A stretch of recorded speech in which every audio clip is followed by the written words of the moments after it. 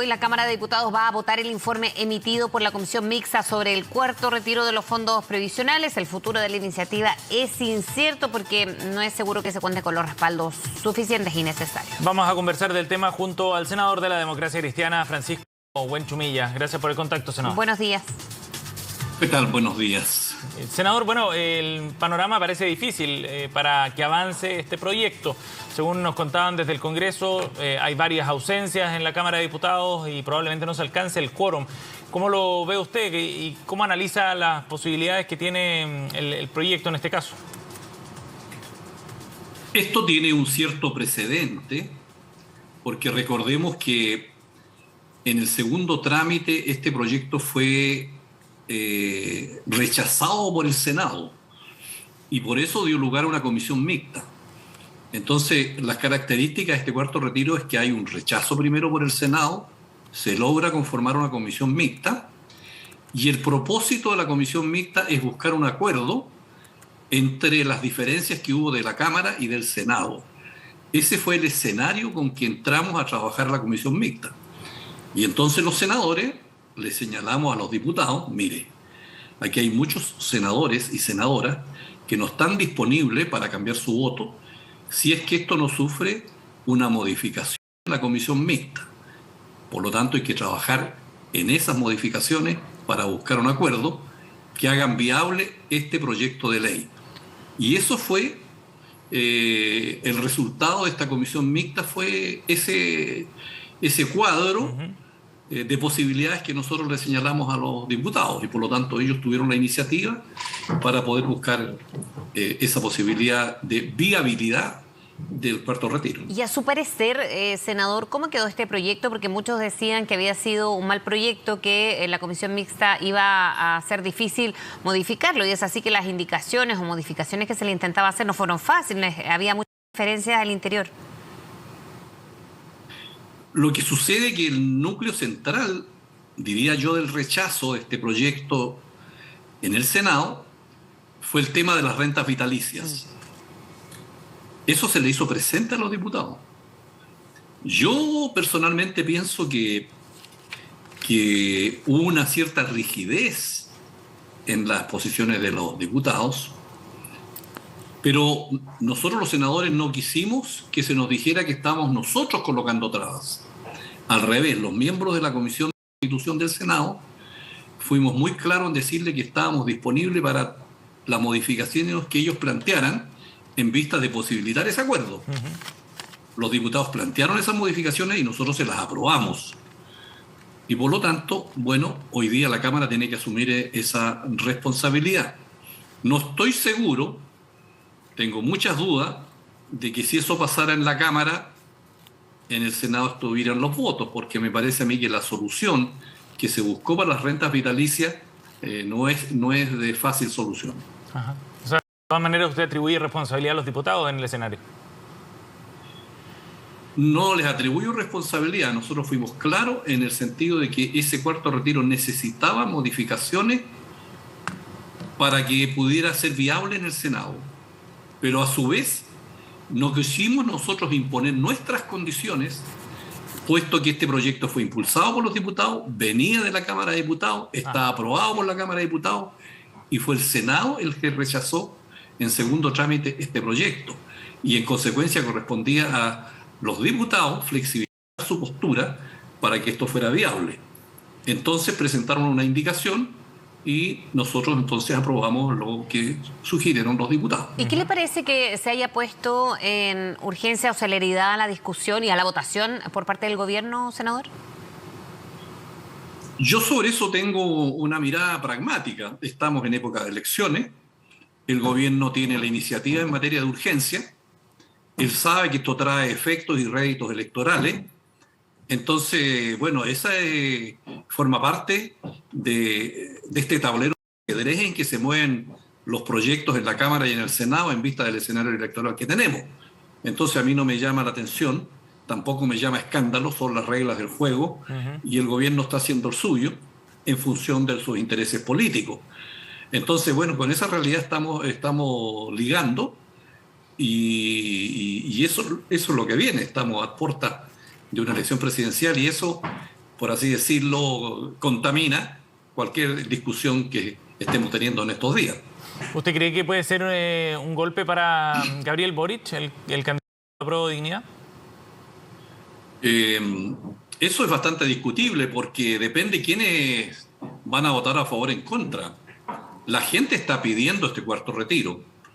Entonces, por una jugada del gobierno de apurar esto, por a lo mejor una cierta rigidez de parte de algunos sectores, es probable que se pierda, pero vamos a ver quién vota a favor y quién vota en contra. Entonces, no me parece a mí claro eso de que pudiera afectar solamente a un sector. Ajá. Yo más bien pienso que va a afectar a los que voten en contra. Senador, el diputado Durán, Jorge Durán, para separarlo, Jorge Durán, planteó que él, si se rechazaba este proyecto hoy día, él iba a ir rápidamente con un quinto retiro de fondos, con un proyecto de un quinto retiro. ¿Qué le parece a usted esa idea en el contexto en el que estamos, en el momento económico en el que estamos, cuando hay un debate sobre pensiones que sigue pendiente? ¿Qué le parece a usted que se insista con otra propuesta de este tipo? Bueno, los diputados y senadores somos bastante independientes, libres y se supone razonables para adoptar nuestras propias decisiones. Si alguien quiere presentar un quinto, un sexto retiro, bueno, él sabrá por qué lo hace bajo su responsabilidad. ¿Pero le parece que es una buena idea o que es necesario? Yo lo único que puedo decir que en el Senado se propició establecer un artículo de cerrojo para las futuras, para los futuros posibles retiros, estableciendo un quórum de los 2/3.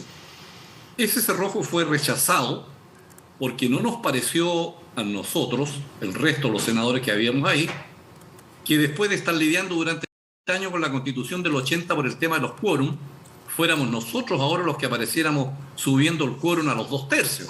Entonces había ahí una contradicción vital respecto de lo que hemos predicado sobre la Constitución del 80 y los quórum. Entonces por eso se rechazó ese cerrojo y yo señalé siempre que más allá del quórum de la Constitución, lo importante aquí es la voluntad política de legislar o no legislar sobre esta materia. Me temo que en este Senado no hay la voluntad de legislar sobre el quinto retiro y a mí me parece que ahora hay que entrar a los temas de fondo, cambio de la seguridad social y dejar hasta acá este método que se inventó, por así decirlo, en una arquitectura jurídica propia de una situación de emergencia, pero que ahora hay que entrar al fondo del tema y no seguir con este retiro. Pero parece lejano, ¿no? Parece que el próximo Congreso quien va a tener que ver en una reforma profunda o retomar en esta reforma al sistema de pensiones que no tuvo mayor avance en el Congreso tampoco. Bueno, esos fueron errores que creo que cometió la derecha en su momento cuando rechazó el proyecto de la presidenta Bachelet, cuando durante este gobierno no se logró avanzar en la reforma de pensiones. Y ahora viene un escenario nuevo, puesto que el Senado está empatado, la Cámara viene muy heterogénea, pero paralelamente tenemos la Convención Constitucional, donde yo espero que pueda haber una constitución mínima indispensable para avanzar, y en ese sentido ahí podrían colocarse las nuevas bases sobre las cuales se trabajará en la seguridad social en Chile a partir de marzo del próximo año. Senador, me gustaría preguntarle por otro tema que conversamos esta mañana con Roberto Coloma, el ex coordinador de la macro zona sur de la región del Biobío. Coloma renunció a su cargo, usted sabrá, y conversamos con él esta mañana. Hizo su renuncia o la presenta con una dura crítica, fundamentalmente al trabajo del Ministerio Público allá en la zona. Si bien él hablaba del Ministerio Público de su sector, de la Biobío, y usted representa la Araucanía, se entiende, ¿no?, que el contexto es general y es más amplio para la macrozona sur. Él acusaba, entre otras cosas, que aquí había falta de voluntad política de parte del Ministerio Público para llevar adelante las causas, que había una decisión política expresamente, porque él hablaba que había recursos económicos para que el Ministerio Público hiciera su trabajo, recursos además desde el punto de vista de los operativos de seguridad y de ciertas investigaciones que se han llevado adelante. Sin embargo, el Ministerio Público no quiere avanzar en las causas de violencia allá en la zona que afectan a la población en la región del Biobío y de la Araucanía. ¿Qué le parece a usted ese análisis que hace Coloma? No comparto para nada ese análisis. Es echarle la culpa al empedrado. El Ministerio Público es un organismo técnico, independiente, autónomo, lo mismo el Poder Judicial. Aquí la responsabilidad la tiene el Ejecutivo, que es el que supervigila y manda a Carabineros, a la PDI, a los servicios de inteligencia, y que no ha tenido la voluntad política de avanzar en el fondo del problema que tenemos en la macrozona sur.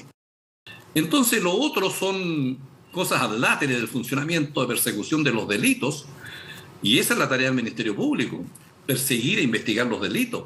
No tiene por objeto resolver los problemas políticos que hay ahí entre el mundo mapuche y el Estado chileno. Entonces, la responsabilidad de los políticos, no le entreguemos la solución de este problema ni a Carabineros, ni a la PDI, ni al Ministerio Público, ni a los jueces. De una vez por todas, el mundo político asuma su responsabilidad. Si no, estamos tropezando con la misma piedra. Entonces, bueno, hay una tarea pendiente muy grande para el próximo gobierno en esa zona, porque ahí tenemos un problema, un grave problema. Pero, ¿cómo se explica? Entonces usted, me imagino que como exintendente también de la zona, en otro contexto, pero sabemos que esto viene y se arrastra hace mucho tiempo, que no haya tantos resultados judiciales, ¿no? Después de tener causas acumuladas, senador. Entonces eso es lo que también genera duda de que no haya una solución a corto plazo.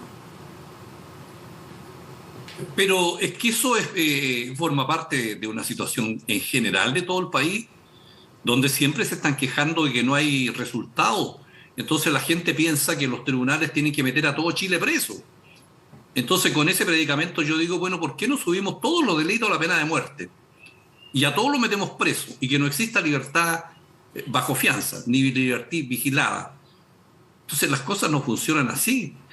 Entonces, achacarle la responsabilidad al Ministerio Público y a los jueces es eludir su propia responsabilidad política de que no han sido capaces de resolver el problema de demandas del pueblo mapuche. Pero no son dos temas distintos, senador, porque lo que plantea Coloma en particular tiene que ver con el actuar del Ministerio Público respecto a causas vinculadas a hechos de violencia allá en la zona. El tema político tiene toda la razón, no le corresponde al Ministerio Público resolver esos aspectos de fondo. Pero Coloma dice que aquí el Ministerio Público no tiene voluntad para llevar adelante diligencias, no se agilizan las para causas, utilizar los antecedentes que les entregan las policías, no se agilizan las causas. El Ministerio Público actúa después que los delitos se cometieron, no antes. La labor preventiva de que no se cometan los delitos le corresponde al gobierno mediante los servicios de inteligencia para tener una mirada prospectiva, anticipativa, preventiva de que esos delitos no sucedan. Y por lo tanto, esa investigación preventiva le corresponde a los servicios de inteligencia, cosa que esto ha fallado. Y después que se cometen los delitos, solamente ahí empiezan a actuar los tribunales y empiezan a actuar el Ministerio Público. Y quien hace las investigaciones que ordena el Ministerio Público no son los fiscales, son los carabineros y la PDI, y eso depende de quién, depende del gobierno. Así que esa es la realidad de las cosas. Ahora uno entiende también que como coordinador debe, y lo conversábamos también con el señor Coloma, como hemos conversado también con otros personeros que han estado a cargo de distintos ámbitos, ¿no? Porque acá la justicia, el gobierno, debiesen estar trabajando mancomunadamente, más las autoridades regionales. El tema es que no se avance y se acumulen causas. Es preocupante en una zona, senador, que claro, a lo largo del país siempre ha sido tema de qué causas o no se acumulan, pero cuando una zona se repiten estos hechos, se ha dicho que con el estado de excepción se han prevenido varios hechos de violencia, en fin. Si algo avanza, en lo otro debiese también ir a la par. Y ahí está la pregunta, que algo no está avanzando en la zona. Sí, pero hay dos cosas distintas. Una es el estado de excepción constitucional, que le puedo hacer, y el otro es los encargados de la macrozona sur, y los intendentes y los ministros. Yo no creo en ese diseño. ¿Qué hace un encargado de la macrozona sur? ¿Qué responsabilidad tiene? ¿Qué facultades tiene? Nada. Él no es un funcionario, una autoridad política en el gobierno, es un encargado. Entonces yo comprendo al señor Coloma que renuncie, porque él, ¿qué va a hacer? Recorrer la zona, estar ahí. ¿Qué va a hacer un ministro o un intendente sobre esta materia? No ha hecho nada en 20 años. Yo el diseño que tengo es que esto no se va a solucionar ni con un nuevo ministro del Interior, ni con un nuevo intendente o delegado presidencial, como se le llama ahora. Aquí tiene que estar a cargo de esto el propio jefe de Estado dirigiendo una autoridad de alto nivel, un conjunto de personalidades de alto nivel que dirija este proceso, porque ya la gente no le cree y no soluciona el problema. Ni el intendente, ni los encargados, ni los ministros. Si no está el presidente, esto no se va a solucionar. No estoy diciendo que el presidente esté en el día a día. Estoy diciendo que el presidente como autoridad coloque todo el poder que tiene un jefe de Estado para sentarse con todos los actores incumbentes en Chile y de esa manera generar una posibilidad de solucionar el problema. Bien. Respecto al estado de excepción constitucional, yo soy contrario a colocar a las Fuerzas Armadas a cargo de los delitos, porque eso significa decirle a Carabineros y a la PDI: ustedes no hicieron su trabajo, ustedes no sirven, ustedes están aquí fuera de contexto, traigamos los militares. Y eso a lo mejor se puede trasladar también a las poblaciones de Santiago donde hay narcotráfico. Decirle, también sucede lo mismo. Entonces, yo lo que respaldo es que las Fuerzas Armadas se coloquen en las tareas que le corresponden de la soberanía nacional y que hagamos una reforma profunda a la PDI, a Carabineros, a los servicios de inteligencia, los reforcemos para que ellos combatan la violencia y la delincuencia en Chile. Bien, senador Buenchumilla, gracias por conversar con nosotros esta mañana, muy amable. Buenos días. Buenos días.